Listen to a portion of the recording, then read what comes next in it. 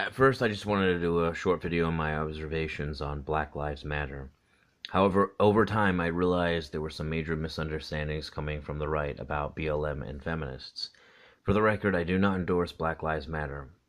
However, I would like to dispel some myths that are floating around that do harm to the cause of men. When it comes to feminism, tradcons are always harping on about the left, even though the left and feminism are not the same, and even though the left nor even feminism are monolithic. Even communists have been extremely divided in spite of the fact that they are totalitarian and have managed to seize power in many countries throughout the world. Regressive, victim-mongering, identity politics leftists are just one part of the contemporary left that arose in the 1960s. Even before the 1960s, there were huge divisions in the left going back hundreds of years. The fact that there is greater ideological diversity on the left than on the right indicates that the left is less driven by dogma and rhetoric than the right. Traditionally, the left was not concerned with racial or gender identities, but rather was concerned with bread and butter class issues. Where such issues were addressed, they were taken either as secondary or merely as a component of class bread and butter issues. Even more importantly, the traditional left was actually quite pro-nuclear family, and had no interest in stirring up sympathy by playing the victim or engaging in ridiculous and disingenuous theatrics.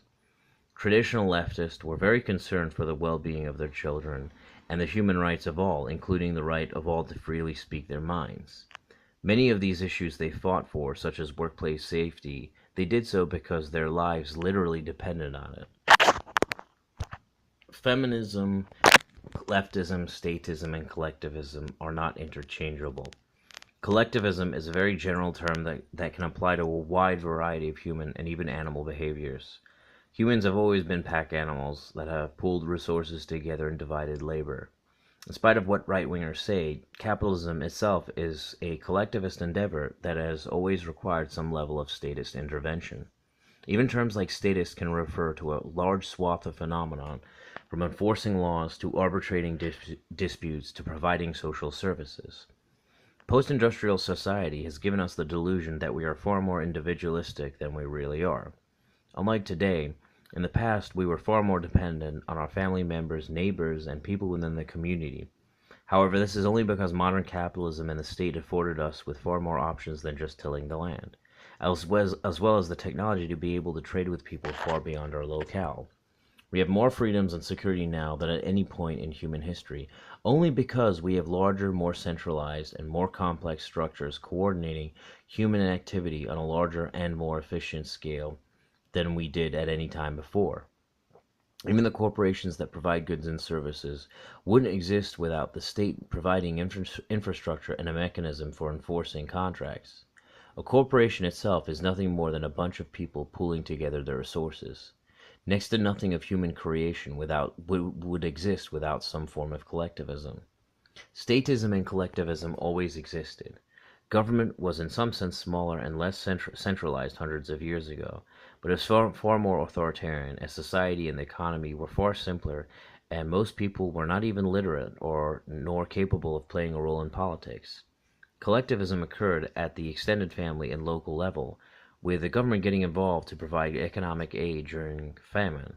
Pre-industrial societies were also more classist, with only a small percentage of the population owning the majority of the land, and with little means of upward mobility. When tradcons say they are against statism and collectivism, what they mean is that they are against a specific type of collectivism and statism under modern industrial capitalism that involves social spending, because they see it as a redistribution of wealth from the rich to the poor. More specifically, they are against current social spending, which they see as interfering with what they call the free market. They have no problem with social spending as long as it goes towards the types of people or institutions they approve of. They have no problem with statist regulation and banning of things they don't approve of. The typical tradcon mantra is that the modern Western woman decided to get married to the government, as no individual man can compete with the government. What tradcons gloss over is that women chose employment over marriage long before the state started subsidizing single mothers. The dissolution of the nuclear family has nothing to do with social spending. Tradcons are perfectly happy with subsidies for married couples and status coercive measures taken against single men. They are perfectly happy with government protectionism of their jobs in order to keep them as viable breadwinners. They are perfectly happy with military intervention to protect corporate interests. Many on the right say that such people are not true right-wingers, but when 95% of Tradcons support statist collectivism once they are in power, it becomes very difficult to separate the practice from the theory. Tradcons conflate these ideas because they want to impose their regressive, outdated collectivist values on society. They want a homogeneous society based on religion. Even if MGTOW outwardly state that they are against traditionalism, they still have a lot of Tradcon ideas. Trying to have a discussion about solutions to misandry is very difficult because they see communism, statism, and collectivism in everything, even if it involves less state intervention. I've even been called a collectivist for being against male genital mutilation. Instead of doing the necessary reflection to understand their place in society and history, they fall for thought-terminating cliches and generalizations that clarify nothing. The term SJW itself is just a catch-all term for intersectional feminists and regressive leftists that use victim tactics to gain sympathy. Most people on the left are not so-called SJWs. To be sure, the left has abandoned men since the 1960s. That doesn't mean the right offers solutions to misandry or that it gives a rat's ass about the well-being of men. Like feminist logic, a lot of Tradcon logic is contradictory and vague. Individualism is only good when it applies to economics and large faceless corporations, and collectivism is only good when it applies to values. The irony is that Tradcons accuse anyone that doesn't think like them of being nihilistic and relativistic. If you don't share your values, you have no values at all, and are somehow selfish, opportunistic, and dishonest. They can't accept that someone would think about this stuff and come up with a completely different understanding of the universe and principles to live by. Somehow there's only one truth, and it can be deductively proved without empirical evidence from reality. And that truth is inevitably God, because reasons and Jesus Christ, amen, may the Lord have mercy on all our souls. Tradcons focus more on leftism than gynocentrism, because while they will never admit it, gynocentrism is not a problem to them, in spite of all their gripes with feminism. The only problem is that because women have the same opportunities that men do, such as themselves, such men can no longer bribe women into relationships. Tradcons cover up the fact that they are the biggest pissers, moaners, and complainers by bullying men that they deem weak or useless. Tradcons accuse BLM of being anti-white, which it probably is. However, tribalism is not an inherently leftist idea, and it is not a product of multiculturalism, modernity, or the Industrial Revolution. Tribalism is a part of human nature going back millions of years. Traditionalists are happy with tribalism, they just want their tribalism to be dominant. The only reason why the left has latched on to black tribalism is because the white male working class vote is no longer as important as it used to be. There are no working class housewives dependent on their working class husband's income anymore. Women organized to be completely independent of men decades ago, while the right did everything to keep marriage as financially attractive to women as possible. The result is that men subsidize women having as many choices available to them, while men have their liberty stripped away from them. In today's society, women are housewives out of choice, not necessity, and typically such women are with men that can afford to keep them. In key voting districts, left-leaning parties throughout the Western world can capture voting majorities by appealing to women, racial, and religious minorities, while ignoring the rest of low-status working men.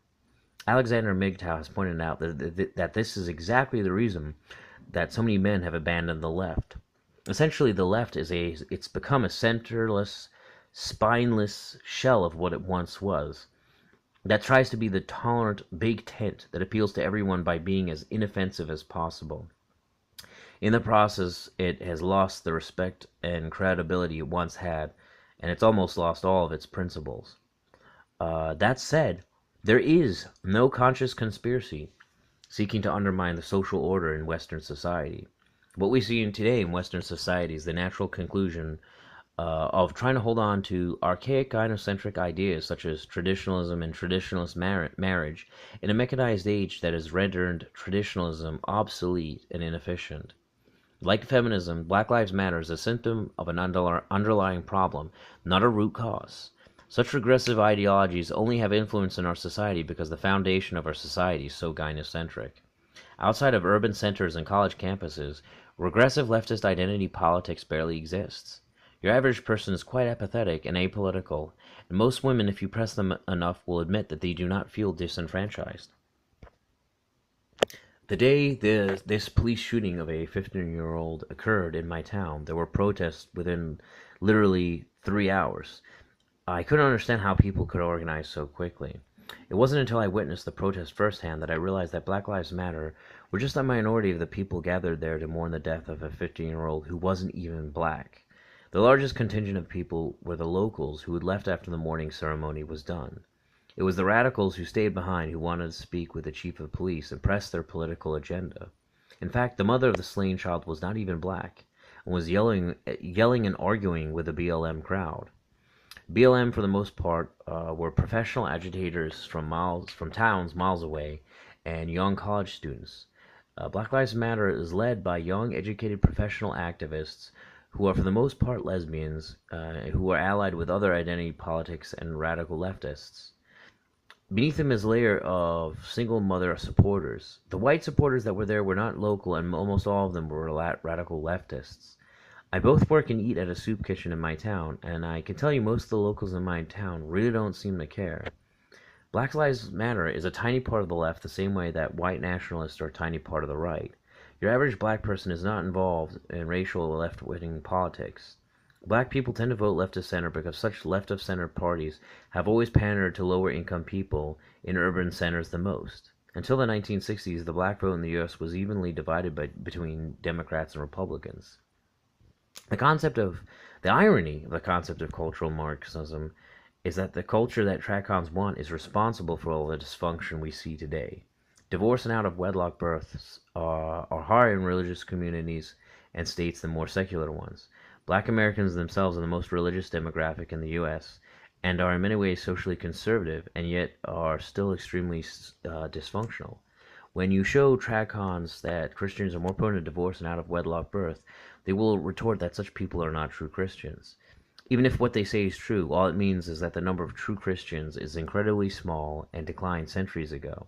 It's the same as when you point out that most Republicans in practice are not for small government, and that most communists in practice are not for equality and human rights. If cultural Marxism is a real phenomenon, it has to be the weakest social force in human history. The largest group of BLM I've ever seen was in Grand Central Station in NYC. It must have had 100 to 200 protesters in the largest station in the largest city of one of the largest countries in the West. NYC is also one of the more liberal cities in the U.S. Ever since the election of Trump, BLM has actually been declining in relevance. Even Antifa, which has been around for decades, is a minor force. Their protests are small and sporadic and limited to certain venues. Antifa has been protesting presidential inaugurations for decades, and even their protests don't get much more beyond the maybe 1,000 to 2,000 people tops. To put in perspective, the 1971 May Day demonstrations against the Vietnam War saw around 35,000 people protest with around 12,000 arrested. It was one of the largest mass demonstrations in U.S. history and led to the U.S. pulling out of Vietnam.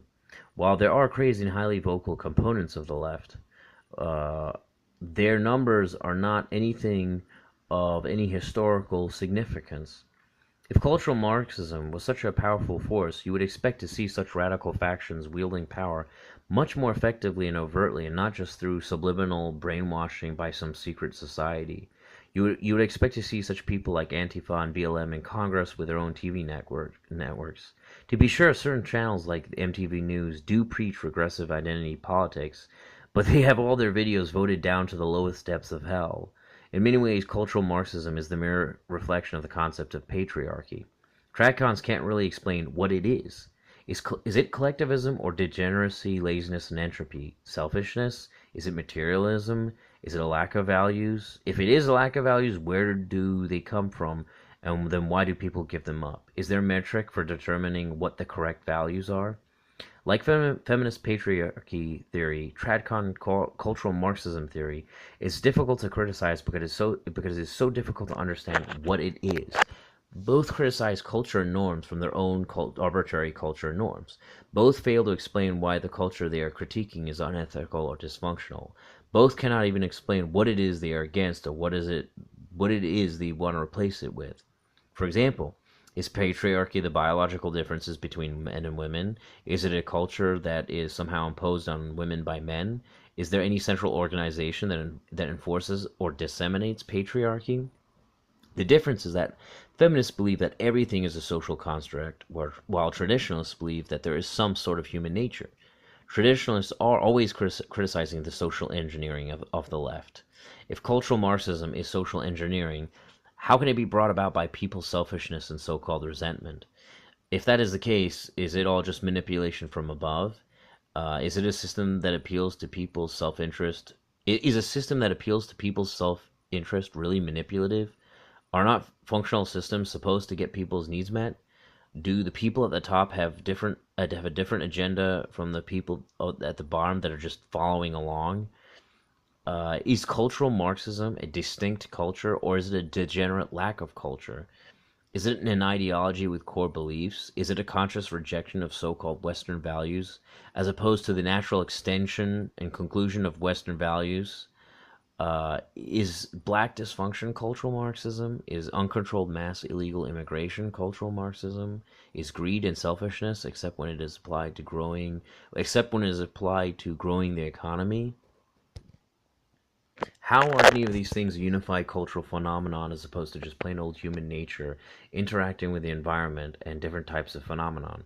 If cultural Marxism is a rejection of traditional obligations and values and the pursuit of individual freedom and opportunity, how is it a uniform culture per se and not just a universal biological human drive? The funny thing is that even if the entirety of the left was cultural Marxism, such a theory wouldn't explain how cultural Marxism has pervaded all of society. There has been a balance between the left and right in most Western countries. In fact, most left-wing parties tend to shift right more than right-wing parties shift to the left once they are in power.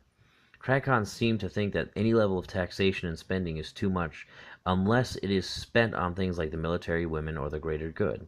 If you press them enough, they will admit that they are social Darwinists, but only for men. They support marriage, but they believe in alimony and child support. They think that they are good strong men, and that bad weak men should be essentially oppressed so that good strong men such as themselves can get married. If weak bad men are not oppressed, then somehow such weak bad men will oppress the strong good men using their government because such weak bad men are collectivists. Tracons really just want to eliminate male competition so that they can have access to women. The only thing I can really gather from Tracons is that they want to go back in time. When you press them on what was a good time in history, they will just equivocate. They will say that any form of collectivism is wealth redistribution.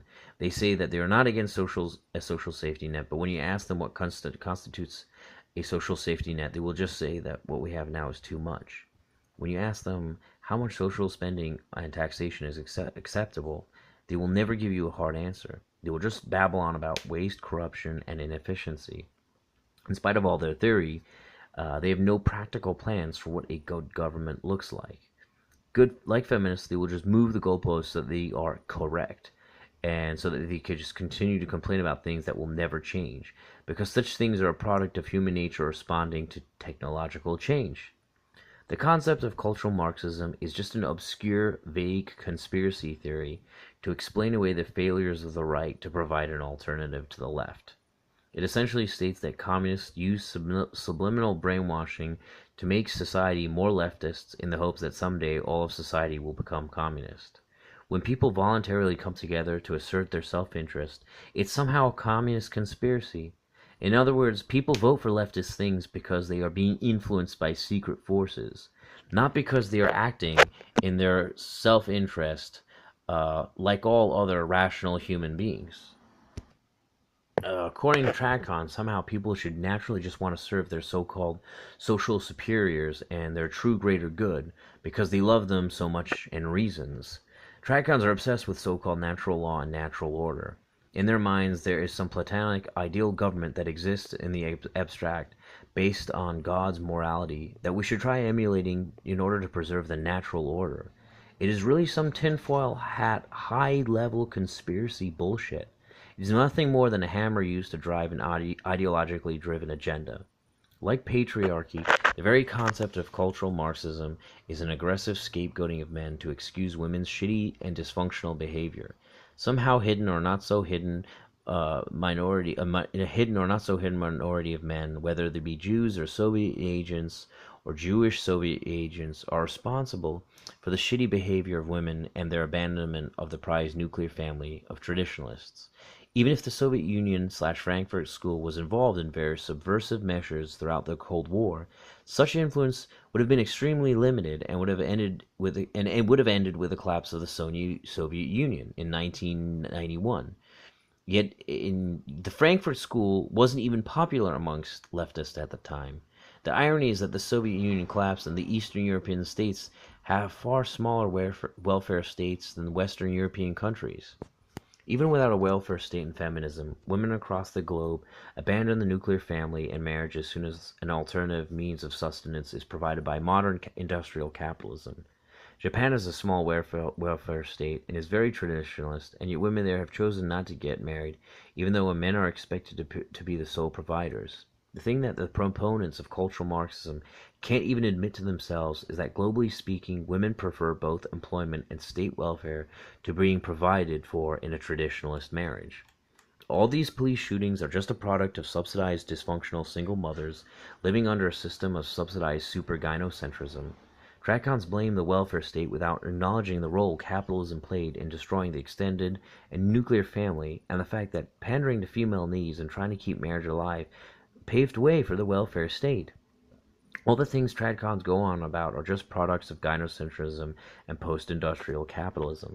Society isn't consciously gynocentric, and there's no invisible force promoting degeneracy. There's no agenda on behalf of a well-organized small group of people hiding behind the scenes, and nobody tricked women. The people at the top of society are not even united, and have never been united. Even in totalitarian societies, there are divisions amongst the elites. Tricons think that if they can just associate everything bad with leftism and wash and rinse and repeat over and over again that dogma, people will eventually turn to the right and spontaneously change their values and way of life. The right accused the younger generation of being too materialistic, individualistic, and selfish. Yet every generation goes through the same thing because of capitalism advancing, technologically speaking. While outwardly embracing capitalism, the right condemns the effects of it. The problem is that voters will always vote for their material self-interest before they vote for higher principles or what they claim to be their values. Most people are dishonest, even with themselves, where they have any understanding of what they're doing at all. No matter how outwardly traditionalist women may present themselves to be, women, like any other group, will always vote for politicians that provide them with state subsidies, and legal protections. Without even being aware of what they are doing, women will quite literally vote with their uterus, with or without their rationalizations, and regardless of the consequences. Culture has no magical powers, and is not nearly as powerful as people make it out to be. While you can influence culture with new ideas, you can't just impose culture unilaterally from above. Culture is just a product of the economics and politics of a particular society. Culture is and has always been dynamic. There's always been a culture war of sorts. When Christianity was introduced into Europe in the Dark Ages, it had to adopt many pagan practices in order for it to become palatable to the mass of people. Unless you have a society that is completely isolated, there will always be competing values and ideas. As technology progresses, old social customs become useless if not detrimental. Traditionalists want to impose their values in society because they think the past was a better time and place. They forget all the bad things that once existed, that even men, by and large, don't have to deal with anymore. Just because traditionalism existed for thousands of years doesn't make it relevant or even moral. Slavery existed for thousands of years as well, and was made completely irrelevant by the Industrial Revolution. I've heard the argument that we are still human beings and that the wisdom of the past is still relevant. In many ways, modern man suffers from delusions that only a wealthy industrialized society can provide. That, however, doesn't mean that the ancients had a deeper understanding of the world. Yes, the ancients knew that love was a farce, but only because they had to know in order to survive. Their understanding of the universe was piss poor by comparison. even if today we're hampered by political correctness that is impeding our understanding of the universe. What they don't understand is that you can't just impose a culture and values on a society if such values serve no function to people. No matter how much you preach selflessness and sacrifice for the greater good, people will just vote and act in their own interests. They'll only go so far. Men and women alike have always strived for greater comfort and security, even if they had their different evolutionary reasons for doing so. Most human beings are going to be selfish, no matter how much you preach Jesus. Society had traditional values at one point because such values were functional in a backward agrarian society without a scientific understanding of the world. Men and women collectively enable gynocentrism due to their own unconscious desires, not necessarily because of some socially constructed ideology. Just because most women do not identify as feminists does not mean women were not responsible for feminism. Feminism is not a unified, singular political ideology with a set of cohesive assumptions and goals. All feminists want is to advocate for the well-being of women, whatever that means in practice. It is just female nature politicized. It is not a cohesive framework or thought. There was no ideology to promote in order to lead to the downfall of the West. Rather, industrial capitalism liberated women from being dependent on men for survival. Women put themselves first and foremost, as they always have, and it led to the situation we have today. Women voted against traditionalism everywhere, and they voted with their feet. If feminism is female nature politicized, then traditionalism is male nature politicized. Tracons want to wage a pointless culture war the same way feminists and leftist regressives do. Like feminists, they don't know what they really want. They just think they can have everything. They want other men to subsidize their archaic lifestyle choices while they marginalize other men's lifestyle choices. They want to impose theology on society through the government and social engineering, all the while screaming individual liberty. They want people to sacrifice for what they think is important, but they can't even be honest or specific about what it is they want.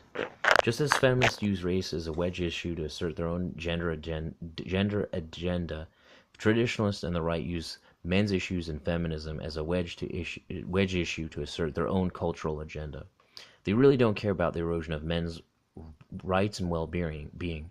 All they care about is their outdated nuclear family and the fact that they can no longer bribe women into marriage, even though marriage has become a win-win deal for women.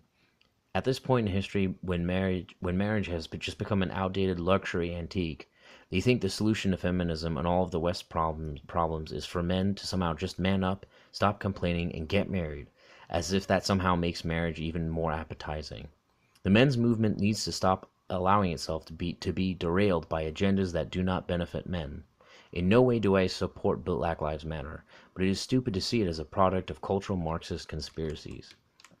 Black Lives Matter is not a part of some all-powerful conspiracy that is destroying society. Racial politics in this age has nothing to do with the destruction of the nuclear family. If anything, it is a symptom of it.